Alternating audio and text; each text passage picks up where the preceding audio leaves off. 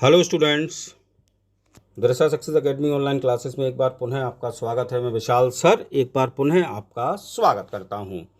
मेरे जो first semester के स्टूडेंट्स हैं जिनके लिए मैं लगातार वीडियोस दे रहा हूं, बीए, बीएससी, बीकॉम, जिन्होंने अंग्रेजी विषय को माइनर या मेजर सब्जेक्ट के रूप में लिया है, तो उन स्टूडेंट्स के लिए आज मैं दुनिया और भारत के एक बहुत ही स्पेशल व्यक्ति, राइटर, साइंटिस्ट, एक ह्यूमन बीइंग, एक सोशल वर्कर, एक पॉलिटिशियन, इनको जितनी उपाधि दी जाए उतनी कम है, उनके द्वारा लिखा गया एक ऐसे लेकर आया हूँ जिसका नाम है patriotism beyond politics and religion, और राइटर का नाम है डॉक्टर एपीजे अब्दुल कलाम।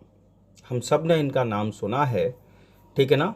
हमने सब ने इनको पढ़ा है।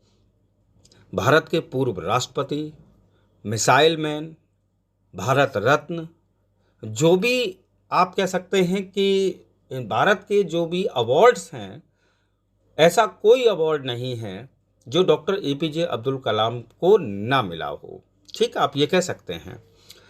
तो इनका ये जो ऐसे है patriotism beyond politics and religion, ये आपके सिलेबस में प्रेस्क्राइब्ड है। आज हम लोग इस ऐसे को शॉर्ट में, जैसा कि मैं समझाता हूँ, उसको मैं समझाने का प्रयत्न करूँगा। और वीडियो को जल्दी से लाइक कर दें, कमेंट कर दें, और अब तक अगर आपने मेरे चैनल को सब्सक्राइब नहीं किया है तो चैनल को सब्सक्राइब करें और बेल आइकन बटन ज़रूर दबाएं, जिससे कि मेरे चैनल की नोटिफिकेशन सबसे पहले आप तक पहुंच सके। तो चलिए बात करते हैं डायरेक्ट पॉइंट्स टू रिमेंबर, जो बिंदु आपको प्रमुख हो सकते हैं। कितना लिखूं मैं इनके बारे में वो कम पड़ जाएगा, लेकिन कुछ 2-3 पॉइंट मैंने लिखे हैं आपके लिए, points to remember.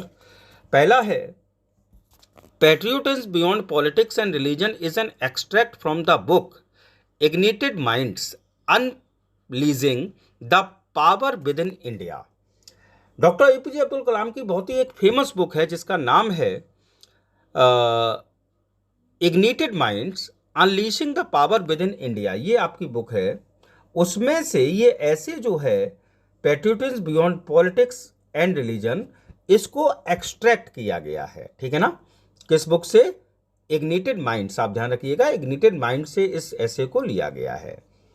Point number 2, doctor Kalam receive Padma Bhushan in 1981, Padma Vibhushan in 1990 and Bharat Ratna in 1997। अगर हम पद्म पुरस्कारों की बात करें तो डॉक्टर कलाम साहब को 1981 में पद्म भूषण मिला, 1990 में पद्म विभूषण दिया गया, और भारत रत्न 1997 में दिया गया, ठीक है ना। ये आप डेट्स याद रखिए। मैं जो क्वेश्चन दूंगा और आपके एग्जाम में जो मल्टीपल चॉइस क्वेश्चन आएंगे उनमें इनमें से निश्चित रूप से क्वेश्चन पूछे जाएंगे। नेक्स्ट, तीसरा point, doctor Kalam's full name. हम लोग डॉक्टर एपीजे अब्दुल कलाम जानते हैं, उनका पूरा नाम जो है वो है अबुल पाकिर जैनुलब्दीन अब्दुल कलाम। अबुल पाकिर जैनुलब्दीन अब्दुल कलाम, ये इनका पूरा नाम है। Fourth point, doctor Kalam served as the 11th president of India from 2002 to 2007। Doctor Kalam साहब की अगर हम बात करें तो 11वें भारत के राष्ट्रपति ये हुए, और 2002 से लेकर 2007 तक ये भारत के राष्ट्रपति रहे। फिफ्थ पॉइंट मैंने आपके लिए लिखा है, his book ignited minds published in the year 2002। इसका विशेष ध्यान इसलिए आपको रखना है क्योंकि जो आपका ऐसे है ये आपका इग्निटेड माइंड्स बुक से ही लिया गया है, जैसा जिसके बारे में आपको पहले भी बता चुका हूं। तो चलिए अब हम लोग स्टार्ट करते हैं आपका ऐसे patriotism beyond politics and religion. तो स्टार्ट करता हूं और बताता हूं कि एपीजे अब्दुल कलाम की प्रसिद्ध बुक इग्निटेड माइंड्स के लिए गए इस खंड में हमें उनके मानवीय एवं दयालु स्वभाव की झलक मिलती है। किसके? डॉक्टर कलाम की। वह भारत के एक दूरदर्शी राजनेता थे, एक प्रेरक थे, राष्ट्रपति रहे, सच्चे देशभक्त भी थे और वैज्ञानिक भी थे। परमाणु विज्ञान के क्षेत्र में उनका योगदान आप कह सकते हैं उत्कृष्ट था। साथ ही साथ राष्ट्रपति के रूप में हम अब्दुल कलाम को जानते हैं, परंतु यह जो पार्ट है आपका politics, patriotism beyond politics and religion, यह हमें कलाम साहब के दार्शनिक विचारों से अवगत कराता है। अगर हम बात करें तो इस ऐसे के फर्स्ट पार्ट में कलाम साहब जो हैं वो टहलने के और अकेले यात्रा करने के लाभों का वर्णन करते हैं। यानी डॉक्टर कलाम साहब की दिनचर्या जो थी वो आरंभ होती थी उनके वॉक पर, मॉर्निंग वॉक से, और अकेले वो टहला करते थे, तो उसके लाभ बताते हैं।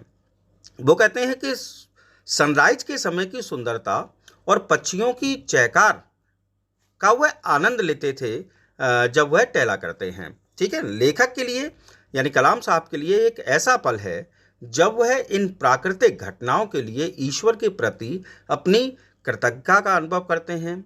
यह सुंदर प्राकृतिक घटनाएं मनुष्य को विनम्र एवं आशावादी बनाती हैं। ठीक है ना, ये कलाम साहब का मानना है। कलाम साहब भारत के कुछ रिमोट एवं अनएक्सप्लेन्ड स्थानों की यात्रा के अपने जो डिफरेंट एक्सपीरियंस थे उनका वर्णन करते हैं। ऐसी ही एक यात्रा थी उड़ीसा के चांदीपुर की। चांदीपुर का नाम चांदी या दुर्गा के नाम पर है। यह एक समुद्र तट है। कलाम साहब याद करते हैं कि कैसे वह सुनसान समुद्र तट, वह इमली के पेड़ और वह ठंडी हवा उन्हें आनंद का अनुभव कराते थे। इसरो के वैज्ञानिक के रूप में भी वह अपने कुछ अनुभवों को याद करते हैं। उन्होंने अपनी टीम के साथ इसरो के श्रीहरिकोटा रेंज में अग्नि मिसाइल का परीक्षण किया। ठीक, नाम याद रखिए, कहाँ किया था? श्रीहरिकोटा रेंज में अग्नि मिसाइल का परीक्षण किया था, लेकिन उन्हें अपने मिसाइल परीक्षण रेंज की आवश्यकता थी। इसके परिणाम स्वरूप एक अंतरिम परीक्षण रेंज ITR की स्थापना 1889 में की गई, जो पूरी तरह से मिसाइल, रॉकेट एवं उड़ान परीक्षण वाहनों को लॉन्च करने के लिए समर्पित था। कलाम ने इनमें से कुछ मिसाइलों का नाम आप कह सकते हैं सूचीबद्ध किया है जो भारत की परमाणु क्षमता के लिए अत्यधिक महत्वपूर्ण है। जैसे कि वो बताते हैं बहुउद्देशीय त्रिशूल, बहुलक्ष्य सक्षम आकाश, एंटी टैंक मिसाइल नाग, मिसाइल सतह से सतह मार करने वाली मिसाइल पृथ्वी और लंबी दूरी की प्रौद्योगिकी प्रदर्शक अग्नि का इससे परीक्षण किया गया इस स्थान से। जबकि कई अन्य अभियानों को भी इसके द्वारा समर्पित किया गया था, जैसे multi barrel rocket launcher Pinaka एवं पायलट रहित विमान लक्ष्य, ये भी श्रीहरिकोटा से ही लॉन्च किया गया। सुपरसोनिक क्रूज मिसाइल विकसित करने की भारत रूस संयुक्त परियोजना, जिसको हम ब्रह्मोस के नाम से जानते हैं, उसका परीक्षण भी इसी रेंज में किया गया था। यहाँ पर हवाई हथियारों का भी परीक्षण किया गया। यह परीक्षण रेंज कुछ ही समय में विश्व स्तरीय बनने की ओर अग्रसर है, ऐसा कलाम साहब मानते हैं जब इन्होंने इस बुक की रचना की थी। कलाम ITR के वैज्ञानिकों के जो प्रवीण प्रयास हैं उनका वर्णन करते हैं। उन्होंने जुलाई 1995 में पृथ्वी मिसाइल को सफलतापूर्वक लॉन्च किया। स्वर्गीय जनरल रमेश खोसला ने सुझाव दिया कि सेना को 150 मीटर के भीतर एक भूमि सीमा पर उड़ान परीक्षण की आवश्यकता है। जब अब सोचिए आप, अंडरग्राउंड, वो भी कितना, 150 मीटर, और वहाँ क्या करना है? उड़ान परीक्षण। कलाम और उनके वैज्ञानिकों की टीम ने जल्द ही मिसाइल परीक्षण के लिए एक साइट का फैसला किया। अंत में उन्होंने ITR से 70-80 किलोमीटर की दूरी पर एक द्वीप है जिसका नाम है व्हीलर द्वीप को चुना, जो 5 छोटे द्वीपों का समूह था। कलाम के 2 सहयोगियों सारस्वत एवं सलवन ने जाकर द्वीपों का पता लगाया। धर्मा से जब वह द्वीप पहुंचे तो अंधेरा हो चुका था। यानी जब वो उस द्वीप पर पहुंचे वहां पता लगाने के लिए, तब अंधेरा हो चुका था। दोनों को रात वहीं गुजारनी पड़ी। अगले दिन उन्होंने द्वीप का सर्वे किया, जो कि 3 किलोमीटर लंबा और 800 मीटर चौड़ा था। टीम को जल्द ही रक्षा मंत्री द्वारा रक्षा उद्देश्य के लिए द्वीप का उपयोग करने की मंजूरी मिल गई।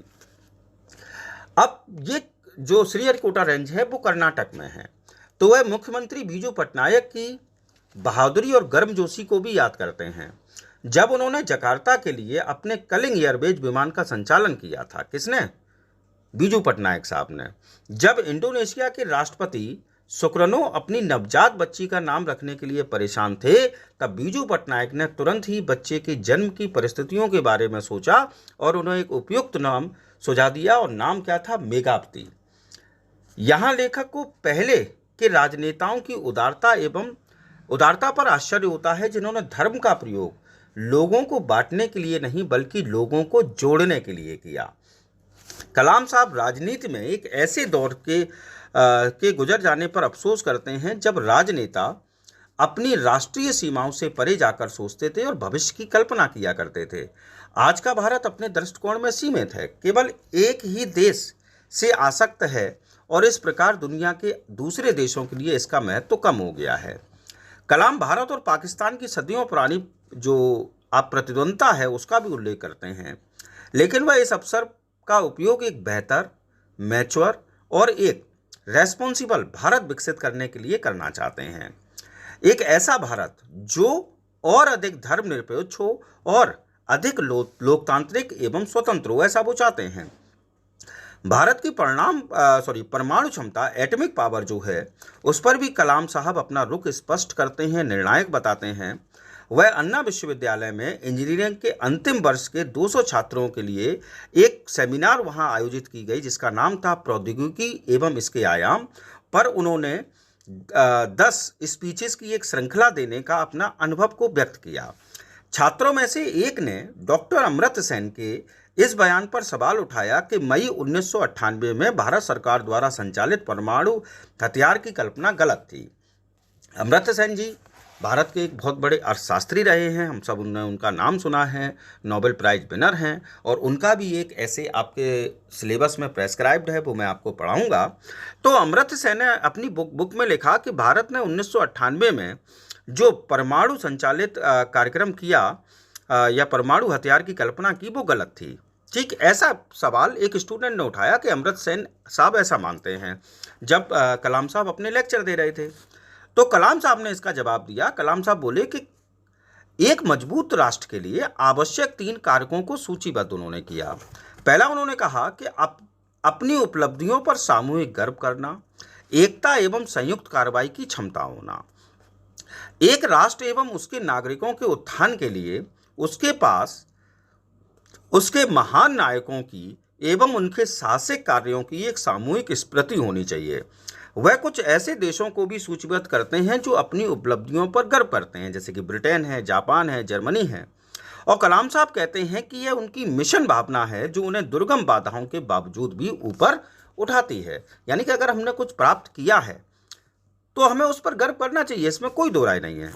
महात्मा गांधी की तरह कलाम भी ये कहते हैं कि विकसित भारत शहरों का राष्ट्र नहीं होगा, बल्कि गांवों का राष्ट्र होगा, जहां पर वैज्ञानिक एवं औद्योगिक नवाचार होंगे और ये गांव टेलीमेडिसिन, टेली एजुकेशन और ई कॉमर्स से जुड़ेंगे। और आज हम कह सकते हैं कि कलाम साहब का जो सपना था वह पूरे होने की ओर अग्रसर है।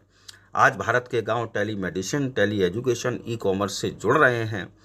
नया भारत जैव प्रौद्योगिकी, जैव विज्ञान, कृषि विज्ञान, औद्योगिक विकास के अभिसरण का एक उत्पाद होगा, लेकिन यह तभी संभव होगा जब राजनीतिक नेतृत्व अपने स्वार्थों को भूलकर राष्ट्र के विकास पर ध्यान केंद्रित करेगा। ये बात कलाम साहब ने भी कही कि जब तक देश के शासक अपने पर्सनल गेन को देखेंगे तब तक भारत डेवलप नहीं कर सकता, और जब राष्ट्र के, हमारे देश के शासक जो हैं वह जनता का भला सोचने लगें, देश का भला सोचने लगें, तब भारत डेवलप कंट्री के बीच में आएगा। ऐसा करके ही शहरी एवं ग्रामीण के बीच की खाई को भरा जा सकता है। भारत तब एक विपरीत प्रवासन देखेगा जहां शहरवासी ग्रामीण क्षेत्रों में जाएंगे और प्रकृति प्रदत्त सर्वोत्तम सुविधाओं का आनंद लेंगे। भारत आज की अगर हम बात करें तो लगभग 140 करोड़ लोगों का देश है। उस समय जब लिखा गया 2002 में, तब भारत एक 1 अरब लोगों का देश है, जैसा कि वो कलाम साहब कहते हैं, जहां विभिन्न धर्म, समुदाय, विचारधाराएं, भौगोलिक विशेषताएं हैं। अतः राजनीतिक नेतृत्व की सबसे बड़ी जिम्मेदारी इन विविध तत्वों का एकीकरण करना है, यानी कि यूनिटी इन डाइवर्सिटी करना है, और उनका अधिकतम क्षमता तक उपयोग भी करना है। लेकिन विभाजित सोच, विभाजित योजना एवं अलग अलग प्रयास जिस रिजल्ट को हम चाहते हैं वो हमें प्राप्त नहीं हो पाता है, हम असफल रहे हैं अब तक। यह आशाजनक साबित होगा, क्योंकि यह राष्ट्र पुनर्जागरण में सहयोग देगा। एक नए एवं मजबूत राष्ट्र के निर्माण का कार्य एक दूरदर्शी राजनीतिक नेतृत्व के हाथों में होगा। यानी ये कब होगा? जब 2002 में जब उन्होंने लिखा तो उन्होंने ये कहा था कि जब भारत का नेतृत्व एक दूरदर्शी राजनीतिक के हाथ में होगा तब ऐसा संभव हो पाएगा। तो ये आपका ऐसे है patriotism beyond politics and religion, जिसको डॉक्टर APJ अब्दुल कलाम ने लिखा। अपनी बुक आप कह सकते हैं ignited minds unleashing the power within India, जो कि 2002 में पब्लिश हुई, उसमें से ये ऐसे जो है वो आपका एक्सट्रैक्ट किया गया है। आई होप आपको वीडियो समझ में आया होगा, आपको जो ऐसे मैंने समझाया वो समझ में आया होगा। और यदि आपको मेरे पढ़ाने का तरीका अच्छा लगा हो, समझाने का तरीका अच्छा लगा हो, तो प्लीज़ कमेंट में जाकर कमेंट अवश्य करें, लाइक करें। और अब तक आपने मेरे चैनल को सब्सक्राइब नहीं किया है तो चैनल को सब्सक्राइब अवश्य करें। Thanks for watching. जय हिंद, जय भारत।